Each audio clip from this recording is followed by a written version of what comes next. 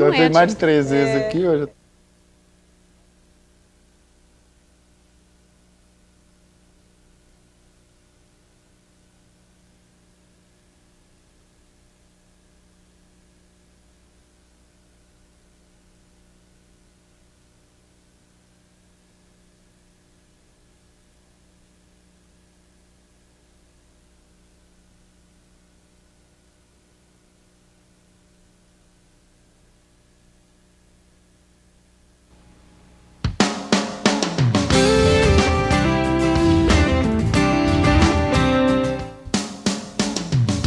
Olá! A dor de cabeça é, sem dúvida, uma das queixas mais frequentes na população e representa 40% das consultas neurológicas no Brasil. Quando essa dor é muito forte, as pessoas acabam denominando-a de enxaqueca. Será que é assim mesmo? A enxaqueca é uma dor de cabeça forte? A Organização Mundial de Saúde aponta a enxaqueca como uma das doenças mais incapacitantes da humanidade. A dor acaba resultando em variação de humor, falta de energia, desconcentração e incapacidade de trabalhar ou de realizar as atividades do dia a dia. E o que fazer quando a dor começar? Geralmente recorre-se a um analgésico em busca do alívio imediato. Será que com o uso crônico pode ocorrer do organismo se acostumar ao analgésico e este deixar de fazer efeito? Mas qual a diferença entre as cefaleias e a enxaqueca? Alguns relatam que a dor forte vem acompanhada de distúrbios visuais e até vômito. A enxaqueca vem sempre acompanhada desses outros sintomas? Quais as causas para essa condição tão incapacitante? E de que maneira os hábitos como alimentação, sono, fatores emocionais e até o estresse interferem no início da crise de enxaqueca? E uma vez iniciada a crise, ela pode durar muitos dias? Para quem já sofreu com a enxaqueca, o que pode ser feito para prevenir novas crises? Essas dúvidas vão ser debatidas ao longo do programa. Nosso tema, enxaqueca. Então fique com a gente e participe. Está no ar, Pense Saúde.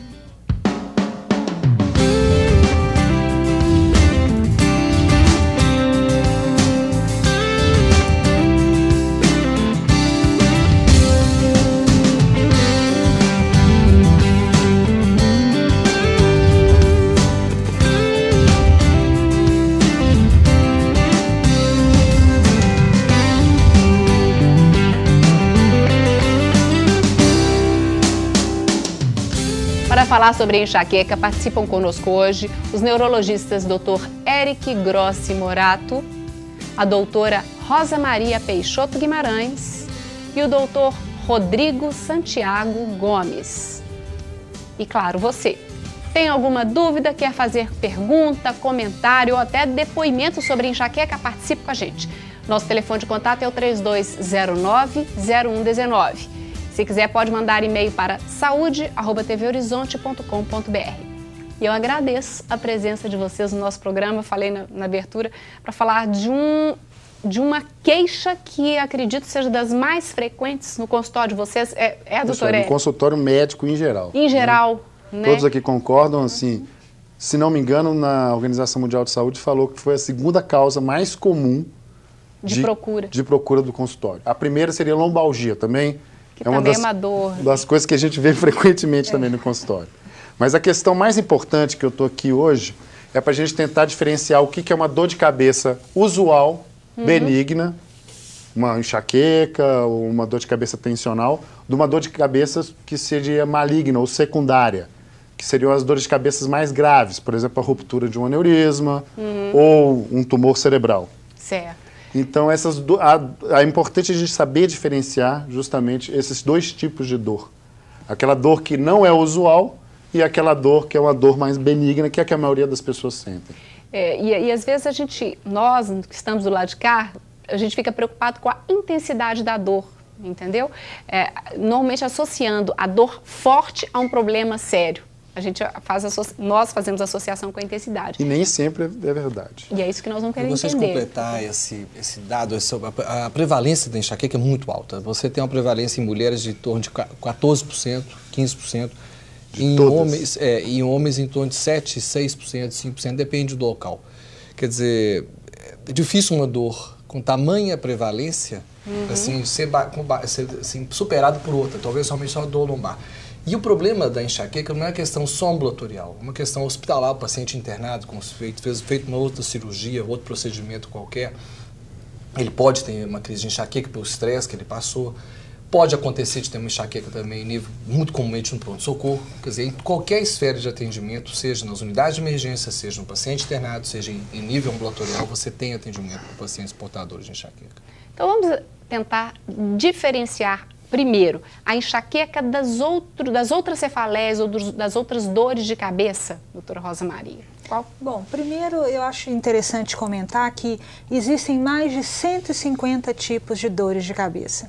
A Sociedade Internacional de Cefaleia classifica, na verdade, em 153 o número de tipos diferentes de dores de cabeça. A cefaleia tensional e a enxaqueca são, sem dúvida, as duas mais frequentes. E elas são enquadradas, digamos assim, no grupo das cefaleias primárias. Por que primária? Porque não tem uma outra causa causando a dor de cabeça, como o Dr. Eric citou, tumores, enfim. Então, quando um paciente chega para você, é muito provável que ele tenha um desses dois tipos. Se é lógico, um paciente ambulatorial, né? Na urgência, no hospital, já muda um pouquinho o perfil. A enxaqueca, ela não é classificada pela intensidade da dor. Não é bem assim que a gente classifica. Como eu falei na abertura aqui, será que... O diagnóstico, ele é clínico. Existem critérios clínicos para você encaixar um paciente numa cefaleia tensional ou numa enxaqueca. Habitualmente, como é a enxaqueca? Ela normalmente é uma dor pulsátil ou latejante. Ela tem uma tendência até a ter uma forte intensidade, mas nem sempre. Normalmente ela é unilateral, um lado do crânio é que dói, então a gente chama de hemicrania ou hemicrânica, mas esse lado pode variar, não é sempre do mesmo lado. Normalmente a dor de cabeça é acompanhada por sensibilidade à luz e ao som, que é o que a gente chama de fotofobia e fonofobia. Pode haver náuseas e vômitos, não é obrigatório, mas pode ocorrer. E por muitas vezes os episódios realmente são incapacitantes. Essa dor dura em torno de 4 a 72 horas. Já a cefaleia tensional, que é outra também muito comum, ela é um pouco diferente.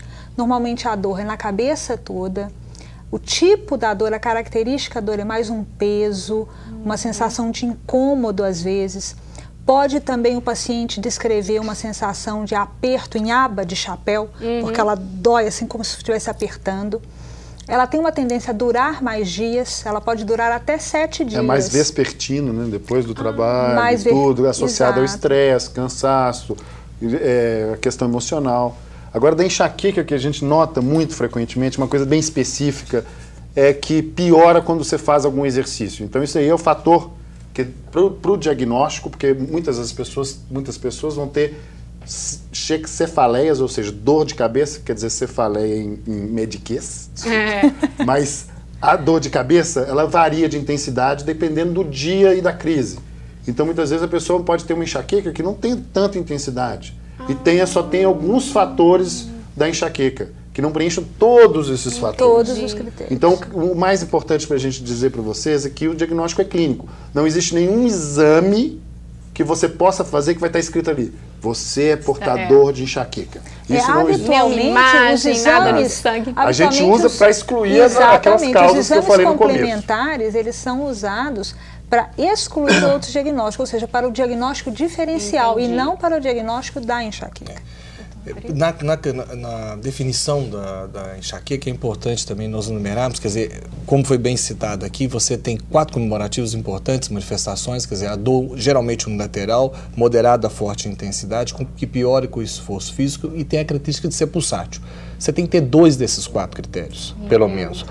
Associada a 2 desses 4, você tem que ter náusea e ou vômito, não precisa ser os 2 juntos, um ou outro. Em geral, é quase náusea sempre. A fotofobia, medo de luz e medo de barulho. Certo. E excluir as outras causas sintomáticas, por exemplo, causas mais graves, mais sérias ou outras dores primárias. E eu ainda citei até na abertura que eu gostaria que vocês comentassem também. Algumas pessoas relatam, eu chamei aqui de distúrbio visual, algumas pessoas relatam como aura. Eu gostaria que vocês explicassem também o que é isso, doutor Eric. Isso é o seguinte, na enxaqueca, na verdade a gente está falando enxaqueca, esse é um termo que vem do árabe, mas o termo mais certo médico seria migrânia. Migrânia? A doença migrânia, essa pode ter vários tipos de migrânia, sendo que os dois grandes tipos seria a migrânia comum, que é essa enxaqueca que a maioria das pessoas tem. Como que ela se manifesta? Ela começa com uma dor pulsátil, hemicraniana, igual a doutora Rosa Maria falou muito, assim, com muita propriedade, associado com náuseas, associado com essa aversão à luz, aversão ao som, muitas vezes pode ter aversão a cheiros fortes, inclusive, tá certo? Que piora com o exercício, que é pulsátil, que tem náusea e que, em geral, melhora quando você vai para um quarto quietinho e fica de repouso. Um quarto escuro, sem barulho, e fica de repouso. Essa é a enxaqueca comum. Agora, alguns pacientes podem desenvolver, então, a enxaqueca clássica. Isso não quer dizer que o paciente vai ter sempre enxaqueca clássica. Ele pode ter enxaqueca clássica e ter alguns episódios de enxaqueca comum. A enxaqueca clássica é quando existe um sintoma neurológico que precede a dor. Que seria? Que chama áurea. Isso. É o pródromo. Ou pródromo, justamente. Aí isso varia de uma pessoa para outra, essa áurea? Existe mais de um tipo de aura. A aura visual é, sem dúvida, a mais comum. Que ela, mas a pessoa pode ter uma aura sensitiva, por exemplo. Se der uma dormência no braço. A aura visual, ela normalmente existe mais de um tipo de aura visual. Pode ser a perda de um campo visual, por exemplo, a pessoa deixa de enxergar de um lado, por exemplo. Pode ser vários, como se fossem vagalumes, na verdade é o termo até que as pessoas descrevem, como se tivesse vários vagalumes. Pontinhos de luz. Assim. Pontinhos de luz. Pode haver um outro termo que chama espectro de fortificação, que a pessoa vê uns flashes de luz, uns zigue-zagues no campo visual. Esses são os três mais comuns. Pode ocorrer. O Rodrigo também queria comentar. Com relação à aura, é interessante, porque a gama de manifestação, oficialmente, pela classificação internacional, você tem os sintomas visuais, distúrbios de linguagem, tem paciente que tem dificuldade em encontrar palavras. Quer dizer, ele vai ter um discurso, ele quer falar alguma coisa, ele não consegue, ele interrompe, ele não consegue achar uma palavra correta. E em outras manifestações, você pode ter distúrbio sensitivo. Tem uma aura que não é a comum, que comumente a gente vê os pacientes relatando, que é a hemiplegia. Você pode ter uma fraqueza de um lado do seu corpo também. Mas aí já a gente classifica como já é um outro tipo de enxaqueca. Daqui a pouco a gente conversa sobre elas. Pelo visto, tem vários tipos de enxaqueca. Não, isso é um assunto super rico. Então vamos continuar daqui a pouco. Antes de ir para o intervalo, eu gostaria de falar sobre a campanha Faço Parte. Se você conhece, está fazendo, nosso agradecimento. O seu apoio é importante para que a TV Horizonte e os outros veículos de comunicação da Arquidiocese possam cumprir sua missão. Com o seu apoio, a campanha quer também construir a Catedral Cristo Rei e atuar na revitalização do patrimônio histórico e natural, que é a Serra da Piedade, em Caeté. Para saber como fazer parte, ligue em horário comercial para a central de atendimento da campanha. O número é 3209-3559, código de área 31. Agora nós vamos para um breve intervalo. Enquanto isso, se você quiser participar do nosso programa agora, o número é outro, é 3209-0119. Se quiser, pode participar também por e-mail, saude@tvhorizonte.com.br. Enxaqueca é o nosso tema e voltamos já já.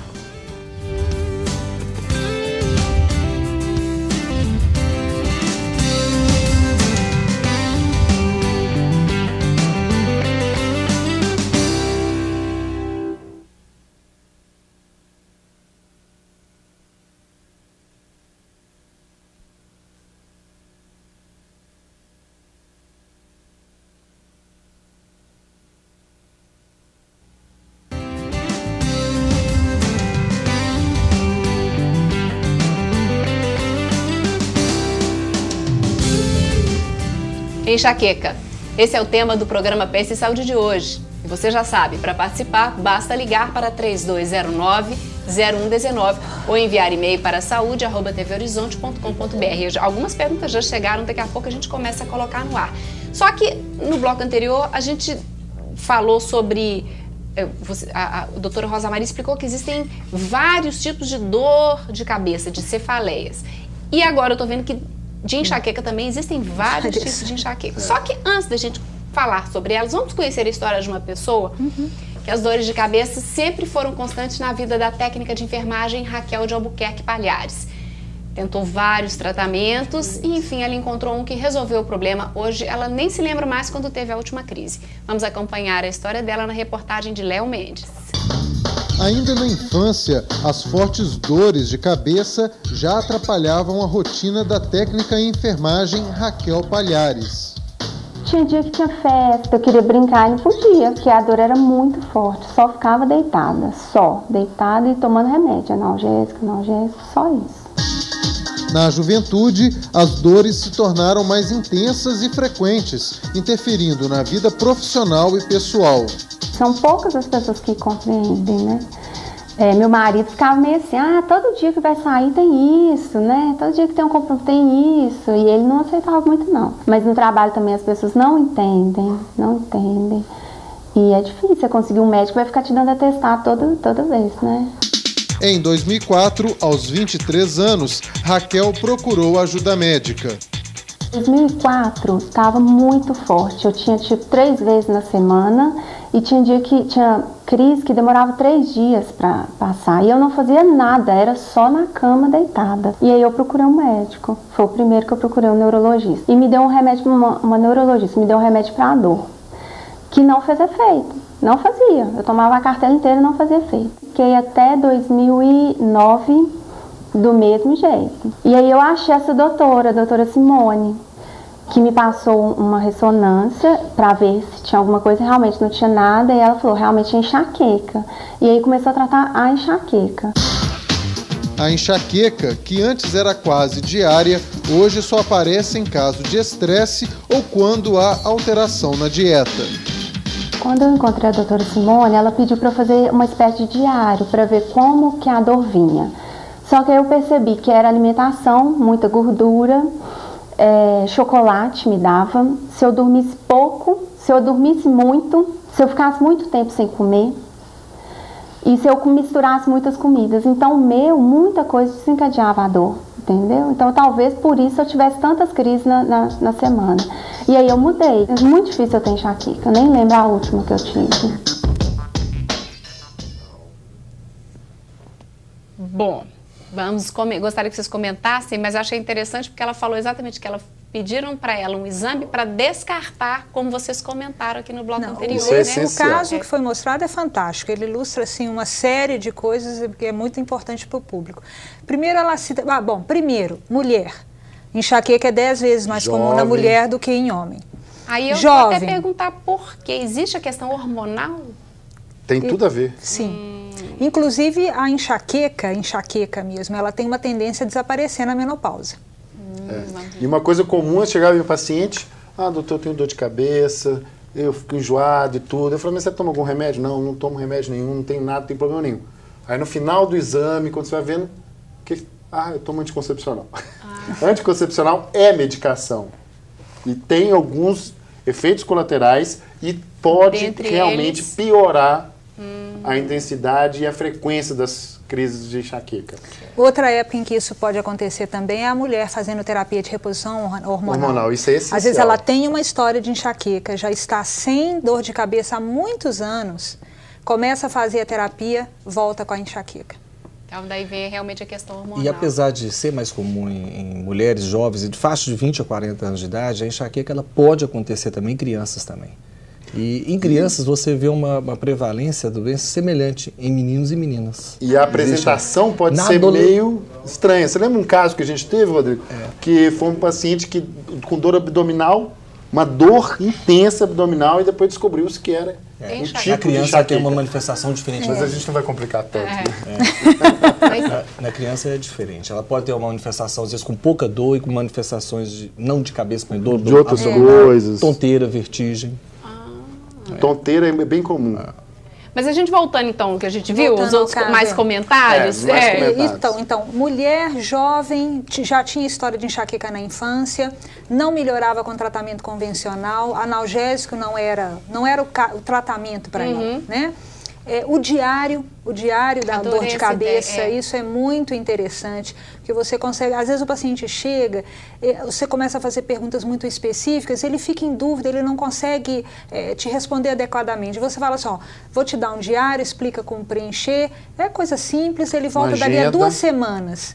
ele já volta com uma riqueza de detalhes impressionante. E você consegue definir melhor um padrão para esse paciente. Eu entendo que a primeira consulta de dor de cabeça é uma consulta educativa. Ali serão realizadas determinadas perguntas, o paciente vai se atentar para alguns detalhes que ele nunca tinha preocupado antes, vai poder enriquecer a próxima consulta com mais dados e isso vai favorecer a chegada do diagnóstico. É importante, como foi chamada a atenção aqui, da realização do diário de enxaqueca, porque não é raro você ter uma segunda ou terceira causa de dor de cabeça junto com a migrânia, a enxaqueca. Ela é tão comum que outras coisas podem aparecer. Então a gente fala assim, por exemplo, não vou citar que não é a causa mais comum, né, mas em vários casos que eu já acompanhei, pacientes que tinham enxaqueca e por acaso desenvolveram outra causa de dor de cabeça, por exemplo, um tumor cerebral, um aneurisma que rompeu. E aí o que aconteceu? Houve uma mudança do padrão de dor. Isso é muito importante para nós. A gente conseguir diagnosticar o que é uma cefaleia, uma dor de cabeça progressiva, ou seja, está piorando de frequência e intensidade. O que está fazendo isso acontecer? Então é por isso que a gente pede alguns exames em todos os pacientes que têm enxaqueca que vão no nosso consultório. Mas uma situação muito mais comum, né, Eric, é que na verdade a pessoa pode ter enxaqueca e ter cefaleia tensional. Isso aí. E normalmente é assim, o paciente vai por causa da enxaqueca, que é a dor mais forte, que incomoda. E aí ele fala assim, não, mas eu tenho aquela outra comum, a outra comum, que ele às vezes não valoriza, às vezes é a dor mais frequente dele, apenas não é a mais intensa. A mais forte, certo. Bom, ela citou algumas outras coisas que, como gatilho, não sei, para as crises que ela tinha, como o estresse, ela falou em sono de mais ou sono de menos, a dieta ela associou inclusive com alguns ingredientes da alimentação. E esses fatores realmente podem funcionar como gatilho para o início da dor, doutor Rodrigo? Sim, não são critérios diagnósticos, enfim, são vários fatores que podem desencadear uma crise de migrânia, enxaqueca, mas eles são importantes na medida que podem servir para que você trate aquela crise, aquele específico daquele paciente. É individual. Por isso que é importante, por isso você é importante conhecer o paciente. Varia de pessoa para pessoa. Então, não é uma coisa que pode ser generalizada, o que vale para um não vale para o outro. Então, a importância do diário é exatamente também você poder anotar o que aconteceu, o que precedeu aquele início daquela dor, daquele identificar dia. Os gatilhos. Os mais comuns são esses que foram citados por ela. A falta ou excesso de sono, uma coisa ou a outra, bebida alcoólica, frequentemente associado, jejum prolongado em criança, principalmente adolescente, em adulto jovem, muito comum jejum prolongado desencadear. Alguns alimentos vezes, também. O uso de algumas coisas, por exemplo, tem uma dor de cabeça descrita que agora, inclusive, mudou-se a classificação, já não é mais enxaqueca, que é a dor de cabeça do restaurante chinês, que é a pessoa que tem uma intolerância a glutamato monossódico. E é uma coisa assim que eu costumo falar para os meus pacientes, que, olha, o seu tratamento, você tem enxaqueca, o seu tratamento é um tripé. Então são 3 pezinhos. O primeiro é o tratamento sintomático, ou seja, você vai aprender a tratar a sua dor quando você tiver dor. O segundo é o tratamento profilático, que vai diminuir a frequência e intensidade das suas dores. E o terceiro, que é geralmente mais difícil, é o tratamento comportamental, que vai mudar os hábitos de vida, né? Que vão, ou seja, que tem as coisas muito individual. Tem gente que é suco de laranja, muito ácido. Frutas cítricas, banana, alimentos gordurosos. Tem uma série aí. Tem gente que é com lácteo, vinho tinto. Daqui a pouco a gente volta. Porque aí eu vou querer falar sobre isso que vocês começaram agora, que é o tratamento. Profilático, sintomático, profilático e comportamental. Eu quero falar sobre isso daqui a pouco. Enxaqueca é o tema do Pense Saúde de hoje. Nós vamos para um rápido intervalo. Enquanto isso, participe com a gente com a sua dúvida, sua pergunta, seu comentário ou até depoimento. Lembrando que o nosso telefone de contato é 3209-0119 e o nosso e-mail é saúde@tvhorizonte.com.br. Fique por aí, voltamos em instantes.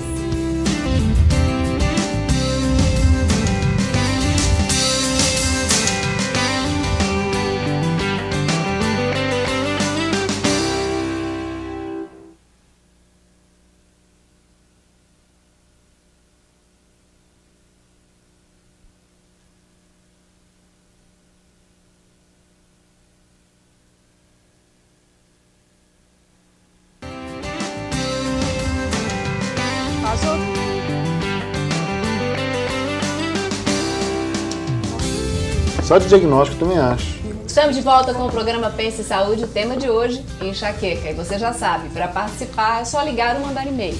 Para ligar, o número é 3209-0119. E o e-mail é saúde@tvhorizonte.com.br. Só que antes de continuar o nosso debate, eu tenho uma dica para você.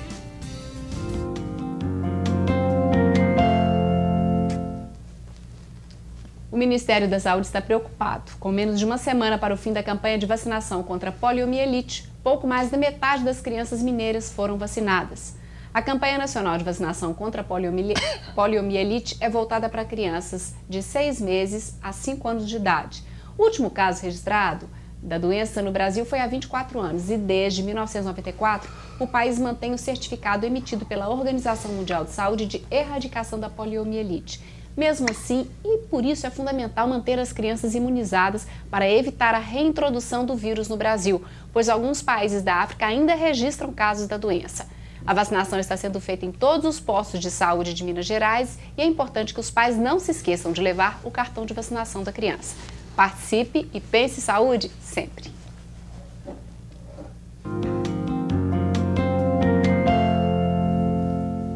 Bom, vamos voltar para o nosso debate aqui. E aí eu deixei no bloco anterior, ficou faltando algum comentário em relação à reportagem que vocês gostariam de salientar.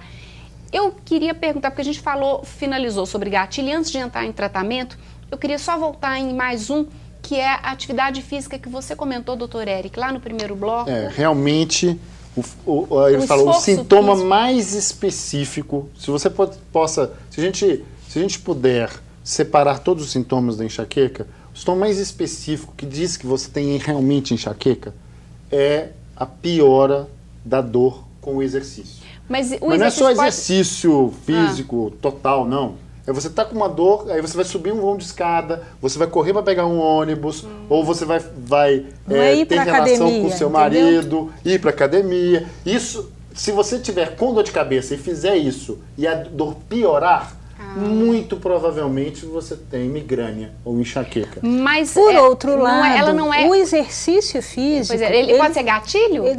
Ele pode, na verdade, ser tratamento, parte do tratamento. Parte do tratamento. A atividade física regular, contanto que não seja uma atividade extenuante, ela libera endorfinas, né? Que são analgésicos naturais. Então, na verdade, a atividade física regular, ela pode fazer parte do tratamento. Porque eu falei que nesse bloco eu queria falar sobre tratamento, que vocês mesmos dividiram entre sintomático, profilático e comportamental. Pensando no sintomático, eu falei na abertura do programa, doutor Rodrigo, que às vezes as pessoas na hora da dor querem o alívio imediato, lógico, e recorrem às vezes a analgésico. É o mais indicado ou é possível até que o organismo crie uma certa resistência e deixe de responder bem àquele analgésico sempre que foi tomado durante um longo tempo? Essa pergunta é muito importante. O uso correto de analgésicos, no caso de enxaqueca, é fundamental. Aquela pessoa que tem crises esporádicas, diagnóstico bem firmado, bem estabelecido e tem crises esporádicas, não vejo um inconveniente no uso de analgésicos. Isso é muito variável, qual analgésico vai ser usado. Não vou aqui passar nenhuma receita, mas você tem uma categorização, uma categorização de analgésicos mais leves, moderados e os mais fortes. Mas principalmente assim uma monoterapia. Isso é o que a gente quer deixar. E algumas vezes você pode associar 2 analgésicos, dependendo da gravidade da dor. Tudo vai depender da resposta, tudo com orientação médica. Agora, para aquele paciente que tem dores frequentes, e dor frequente para nós, aquele paciente com 2 a 3 crises, variava um pouquinho, em torno de 2 a 3 vezes por mês de crises, que são fortes o suficiente, que interrompem suas atividades, sejam sociais, ir da igreja, ir a uma reunião, trabalho, enfim, atividade estudantil, que tem a sua atividade interrompida, esse paciente merece ser tratado com profiláticos, quer dizer, prevenção da dor. Você pode usar o analgésico, mas também você vai usar uma droga todos os dias para prevenir o uso excessivo de analgésicos. Por quê?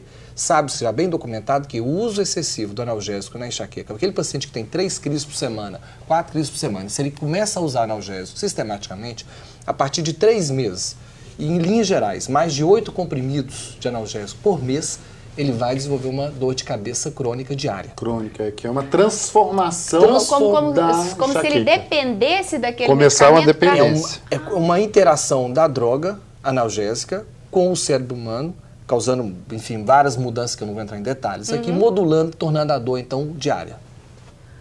Então ele fica dependente daquele medicamento para não ter. Não ter, mas aquele medicamento desencadeia a próxima crise. O medicamento passa a desencadear a dor. E eu tenho que salientar isso é uma mais coisa importante. importantíssima. É 10 vezes mais difícil de tratar. Bem difícil. Você está entendendo? Então a gente está aqui, isso é uma questão de saúde pública, isso é verdade. Né? Então, primeiro, o melhor tratamento para dor nunca é politerapia, ou seja, um remédio que tenha 1, 2, 3, 4 remédios juntos dentro do mesmo comprimido. Entendo. Isso não é o melhor para enxaqueca. Não vou ficar falando aqui, né? Tá, mas Não, acho que deu para entender. Não deu é pra aquele entender. medicamento que tem um espectro que para atender a várias coisas. Ele vai diminuir dor, mas vai também ser bom para febre, mas vai também ser... Não. Não é aquela o famoso remédio mais vendido do Brasil para dor de cabeça, não é bom para dor de cabeça. Você deve usar uma droga única, associar analgésico, na medida do possível, ou da necessidade, da tolerância do paciente. E se isso for frequente, todo mês ou semanalmente, aí você vai fazer a opção por droga profilática.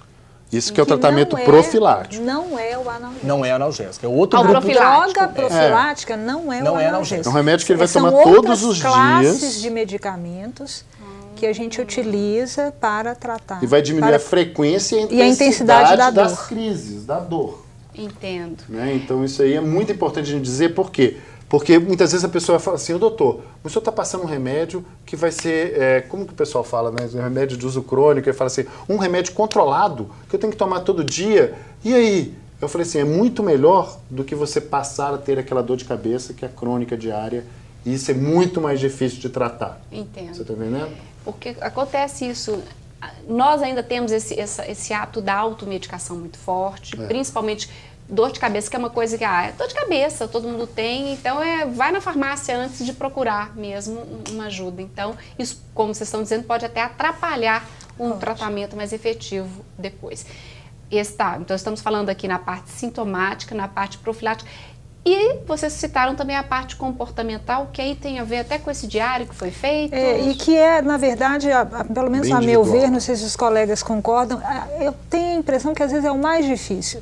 Tudo que envolve mudança de hábito, você pergunta para um obeso se ele prefere tomar um remédio e emagrecer ou se ele prefere mudar os hábitos de vida dele e emagrecer. É muito mais difícil. Então, o que que essa pessoa... operar agora e ficar com seria, risco de morrer. O que seria interessante para uma pessoa com dor de cabeça, com enxaqueca? Hábito de sono regular, nem dormir muito, nem dormir pouco, ter o número de horas adequados de sono por noite, não ficar em jejum, alimentação balanceada, equilibrada, evitar aquilo que faz mal. Né? A pessoa às vezes sabe que a cafeína faz mal, mas ela é chocólatra, ela não consegue ficar sem chocolate. Então ela vai ter dor de cabeça, porque se aquilo desencadeia... Apesar de que isso não é tão comum, né? Assim, a gente está falando assim, não vai poder... A pessoa que tem enxaqueca parar de comer chocolate não vai adiantar nada. E isso vai depender, a gente tem que ressaltar, de pessoa para pessoa. Da pessoa que tem a enxaqueca desencadeada por aquele fator. Você tocou num ponto agora que eu achei interessante, que algumas pessoas relatam o contrário em relação à cafeína. Que elas ficam tão dependentes da cafeína que um dia que ela não toma o cafezinho, ela tem dor de cabeça. E até tomar o cafezinho, essa dor de cabeça tem. Sim? Isso é mais comum com energético. Ela está em abstinência da cafeína. É um analgésico também. Existe então essa dependência química mesmo da cafeína, que a abstinência pode gerar dor de cabeça. Pode. E aí então, nesse caso, a cafeína isso foi por esse motivo tratamento que a Anvisa, se não me engano foi em 2004, né, que eles mudaram a composição de vários medicamentos no Brasil. Que tinham cafeína. Que, na verdade, tinham ergotamina. E aí, que era uma dose muito baixa de ergotamina que causava uma dependência química. E aí, aqueles vários medicamentos, que a gente vai citar o nome, mas vários saíram do mercado porque eles continham essa medicação. Ou tiveram a fórmula alterada. Ou tiveram a fórmula alterada por causa disso. E, quer dizer, a mudança de comportamento é fundamental, e incluindo aí até a atividade física. Atividade física regular, sim. É frequente, ao analisar casos individuais do paciente em consultório, você identificar inúmeros fatores associados com a piora da migrânia do paciente. O problema todo é a mudança. Né? Quer dizer, a consciência desse processo, a realização do diário te ajuda para você tornar o paciente cooperativo com essas mudanças. E a pessoa tem que querer realmente, porque, por exemplo, um fator comum é a questão do anticoncepcional oral.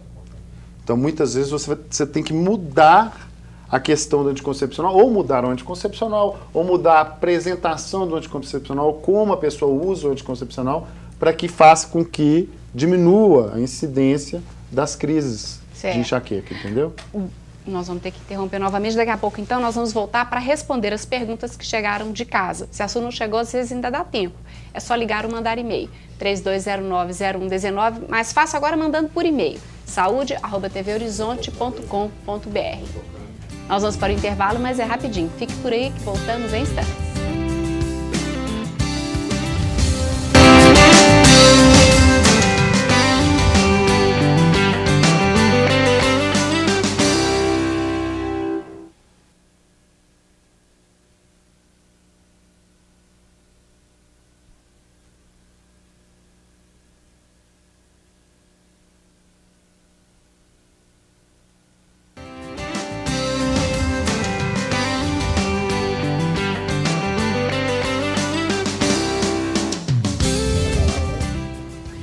Estamos de volta com o programa Pense Saúde e falando hoje sobre enxaqueca. Muitas perguntas, vamos a elas. A Eliane, do bairro Nova Floresta, ela disse que a filha dela teve uma crise de enxaqueca sem enxergar durante 8 dias. Ela fez vários exames e nada foi detectado, além da enxaqueca. Ela disse que esse ano ela começou a ter dores abdominais. Ela gostaria de saber se isso pode ser uma forma de enxaqueca, essas dores abdominais que a filha dela tem. Qual a idade da criança? Ela não falou a idade da filha. 8 anos, não? Não, ela falou que teve durante 8 dias uma crise de enxaqueca, mas não falou. Não é comum sintoma de aura durar 8 dias. Isso aí teria que fazer praticamente. Me parece que a dor durou 8 dias. A perda visual não. Tá. Certo. Muito bem, a dor 8 dias. Se for criança, sim, pode estar ligado. Mas para se firmar esse diagnóstico, assim, seria importante procurar um neurologista pediátrico, se for criança, ou adulto, se for adulto. Né? Tá certo. Jorge, do Bar Palmares, tinha uma dor de cabeça semanal, foi o neurologista que receitou o medicamento, vou passar para vocês. Gostaria de saber se essa medicação causa dependência e também perda da libido. Vamos botar aqui o nome do medicamento. Eu não gosto de falar medicamento no ar, porque... Egide. E aí?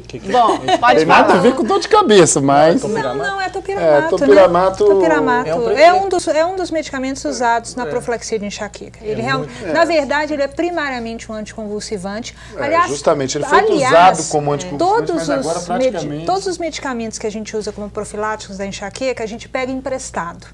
Então, existem medicamentos que são antihipertensivos que a gente usa como profilático, existem anticonvulsivantes que a gente usa como profilático e existem antidepressivos que a gente usa como profilático. O topiramato, que é o nome da droga, né, o nome que é o nome do princípio ativo.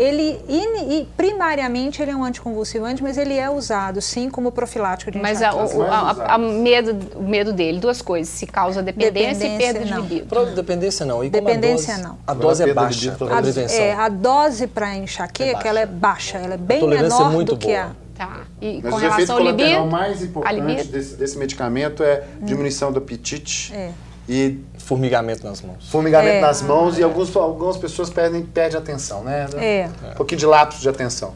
Mas a questão maior para ele é que ele deve rever o neurologista que prescreveu e adequar a dose para que ele possa ter um efeito adequado. Tá certo.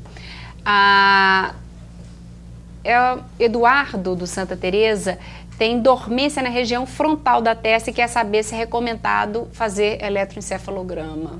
Nenhuma indicação. Bom, acho que é recomendado ele procurar um neurologista, né? Que não faça eletroencefalograma para dor de cabeça, por favor. Isso não tem nenhuma indicação. Tá. O Gustavo, do Alípio de Melo, ele perguntou ao doutor Eric que ele tem muita dor de cabeça e quer saber se pode estar ligado ao estresse ou à correria do dia a dia. Gostaria de saber também porque ficar muitas horas sem se alimentar causa dor de cabeça. Diz que é seu paciente, o Gustavo, e operou com você. Me parece que alguma coisa hérnia. Na coluna, ele deve ter operado na coluna. Falou, exatamente. Ainda citou até o local, qual região. C6 e C7 aqui, cervical. Espero que você esteja ótimo, Gustavo, graças a Deus. E eu gostaria que você me procurasse um consultório para a gente tratar a sua dor de cabeça. Mas ele gostaria de saber se pode estar relacionado ao estresse e à correria do dia a dia. Com certeza. Então, aqui nós temos uma musculatura aqui na região frontal e na região occipital, que essa musculatura, quando ela se contrai, aqui tem uma aponeurose que chama gálea. E essa contração dessa aponeurose, que é toda vascularizada e inervada, ela dói. Então, por isso que quando a gente está muito estressado, trabalha demais, no final da tarde você tem aquele peso atrás das costas, é justamente a contração daquela musculatura que causa uma dor que a doutora Rosa Maria mesmo falou, já que cefaleia tensional. Ela é uma dor mais comum que a migrânia, que é a enxaqueca, só que a intensidade dela e os sintomas associados são totalmente diferentes da enxaqueca. Então essa cefaleia tensional tem tratamento também. E nós vamos usar o mesmo padrão de tratamento da enxaqueca. Seja o tratamento sintomático, ou seja, tratar a dor, profilático e comportamental. E o comportamental, que é o mais importante, que muitas vezes é o mais difícil, é tirar esse fator de estresse. Então, se você trabalha numa fábrica que você tem que apertar 5 parafusos a cada 10 segundos, é óbvio que quando você sair da fábrica, você já apertou 5.000 parafusos, você vai ter uma dorzinha aqui nessa região. Se você sair desse emprego e for para um emprego onde você vai ser neurologista escutando histórias maravilhosas, você não vai ter essa dor mais. Ou participar de programas tão agradáveis como este. Justamente. Bom, a Andréia, do Santa Maria, disse que a médica que participando do programa, a doutora Rosa Maria, disse que ela tem enxaqueca, falou sobre enxaqueca hormonal. Durante a menstruação, ela tem muita dor de cabeça e muito forte. Ela gostaria de saber se essa dor de cabeça ou a enxaqueca tem a ver com anticoncepcional. E se ela parasse de tomar, poderia melhorar essas dores. A enxaqueca, ela tem um predomínio em torno do ciclo menstrual, sim. E, na verdade, às vezes ela só se concentra nesse período do mês, que é a chamada enxaqueca catamenial. Na verdade, nesse caso, provavelmente está relacionado ao ciclo menstrual e não ao uso do anticoncepcional. Ou a interrupção do anticoncepcional. Tá. Né? A Fátima, lá de Contagem, disse que nunca teve enxaqueca, mas no início do ano bateu a cabeça no chão e depois disso constantemente tem muita dor de cabeça forte que não deixa ela nem dormir. Ela gostaria de saber se esse tombo pode ter provocado isso. Teoricamente isso pode acontecer, dependendo do trauma muscular, do crânio, dos ossos, como o Dr. Eric já havia explicado antes, isso pode sensibilizar determinadas estruturas do crânio e ela tenha necessariamente uma genética de enxaquecas, ela tem a tendência, uma história familiar positiva, e esse evento externo no crânio desencadear crises subsequentes. Isso algumas vezes a gente vê isso na clínica. Tá certo. A Fátima do Sagrada Família gostaria de saber se enxaqueca pode elevar a pressão arterial. Uma pessoa com crise de enxaqueca. E se os alimentos gordurosos podem provocar enxaqueca? Na verdade, qualquer dor pode elevar a pressão arterial. Geralmente o que acontece é isso. É a dor, a pessoa quando está com a dor, vai no consultório ou no hospital e verifica que a pressão está alta. Agora, existe uma entidade que chama crise hipertensiva, onde um sintoma principal é a cefaleia, que é a dor de cabeça. Então, essas são daquelas causas que eu falei para vocês, que a gente vai falar no final do programa, que são se der tempo, são aquelas cefaleias secundárias. Quando que a gente vai ficar preocupado com aquela dor de cabeça, que era uma simples dor de cabeça crônica, uma enxaqueca, uma cefaleia tensional, é uma dor causada por uma coisa mais importante, que a gente precise ir para o hospital ou procurar um especialista. É quando a sua dor tiver mudado. De padrão. De padrão, justamente. Então essa cefaleia que a gente chama progressiva, é aquela dor quando a dor que nunca teve nenhum sintoma neurológico associado, vem junto com o sintoma neurológico. Entendi. Então, por exemplo, você está sentindo dor e está sentindo uma dormência no braço, ou você está sentindo dor de cabeça e de repente você está vendo 2, visão dupla. Então isso está te alertando, uma red flag, ou seja, uma bandeira vermelha, falando que você precisa procurar um especialista ou um médico. Ótimo. O Danilo do Bar Cachoeirinha diz que a vista dele fica com manchas brancas e logo depois vem uma dor de cabeça que dura em média 1h30. Isso pode ser enxaqueca, doutor Rodrigo? Tecnicamente não, porque a dor teria que durar mais de 4 horas. 1h30? Provavelmente ele fez uso de analgésico, aí durou 1h30. Pode ser isso. Muito provavelmente. Se ele não fez uso de nenhum medicamento analgésico para que a dor fosse abolida, né, não poderíamos dizer. Aí dependendo de outras características. Poderia ser uma provável migrânia, provável enxaqueca, que o critério de diagnóstico permite isso também. Bom, por e-mail chegou aqui da Amanda Jardim, diz que a mãe dela sempre teve muita enxaqueca, foi a vários médicos, tomou vários remédios, mas nada adiantou. Até que ela foi ao neurologista que receitou um medicamento que eu vou passar para vocês, as crises melhoraram, mas muitas pessoas falam que esse medicamento é muito forte com vários efeitos colaterais. Ela pergunta se esse medicamento está correto e outro neurologista que informou que essa especialidade não cuida de enxaqueca. Isso procede? Neurologia não cuida de enxaqueca? Nós estamos conversando aqui com o neurologista sobre enxaqueca. Não, somos nós mesmos. Aqui, olha só o medicamento aqui para ver que ela está tomando. É ácido valproico. Ok. Isso aí, na verdade, é valproato de sódio, esse daí. Não, isso é ácido valproico. Não, é o ácido valproico mesmo. Sim, esse medicamento é um dos utilizado. Um dos medicamentos que a gente mais... indicado. Ela está preocupada aí com os efeitos colaterais, me parece? Pouco. Sim, pode ocorrer ganho de peso, queda de cabelo, tremor, quando é mulher jovem, ovário policístico. Mas a dose também é baixa. Agora tem que ver a dose. Porque a dose é baixa. Na verdade, que ela vai usar. Como a gente importa vários medicamentos de outras. O que aconteceu, na verdade? Vou rapidamente, falando rápido. O que aconteceu com a história da medicina? Eles começaram a tratar as pessoas e fazer grandes estudos com 50 mil, 100 mil pessoas. E aí, quando eles fizeram esses estudos com medicamentos com 100 mil, 50 mil pessoas, eles verificaram que as pessoas, esses 50 mil que tomaram aquele remédio, começaram a ter menos dor de cabeça do que o normal. Entendi. E aí, então, eles viram que essa medicação servia para a dor de cabeça. Então, a medicação primeira e a que mais é utilizada no mundo para prevenir a dor de cabeça é o propanolol, que é uma medicação que é usada para pressão. Entendeu? Então, deixa eu só rapidinho, senão a Edileuza vai ficar sem resposta. Ela é lá do bairro, lá de Betim. Ela teve um desmaio por conta de uma epilepsia, começou a tomar o medicamento que a gente já falou, de anticonvulsivante, já toma há 19 anos, e a partir daí ela sente muita dor de cabeça. Frequente, muito forte. Ela já foi a neurologista 6 e não obteve resposta conclusiva. A última dor de cabeça dela durou 13 dias e a cada dia ela diz que piora mais o sintoma, sendo que os 2 últimos foram insuportáveis. O que vocês têm para dizer? Uma dor insuportável tem toda uma grande possibilidade de tratar-se de migrânia, enxaqueca.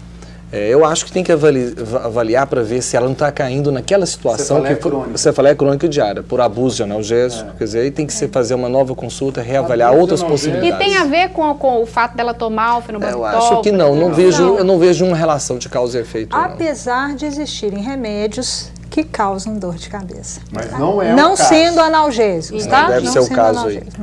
Gente, nosso tempo esgotou, mas eu gostaria de agradecer a presença, a participação de vocês para esclarecer, como eu falei no início, uma queixa que é extremamente frequente e que gera muitas dúvidas, como a gente pode ver. Então, agradeço a disponibilidade em vir até o programa para esclarecer as nossas dúvidas e a dos nossos telespectadores. Estamos chegando ao final, mas antes eu gostaria de lembrar novamente da campanha Faço Parte. O seu apoio é importante para que a Arquidiocese de Belo Horizonte possa cumprir sua missão evangelizadora. Se você não conhece ou não está fazendo parte e quer saber como, ligue em horário comercial para a central de atendimento da campanha. O número é 3209-3559, código de área 31. O Pensaúde de hoje chegou ao fim, mas você pode rever este programa terça-feira, às 5 da tarde e sexta, ao meio-dia. Obrigada pela sua companhia. Espero você no próximo Pense Saúde, que é uma parceria da Unimed BH com a TV Horizonte. Tenha uma ótima semana, até a próxima e Pense Saúde sempre!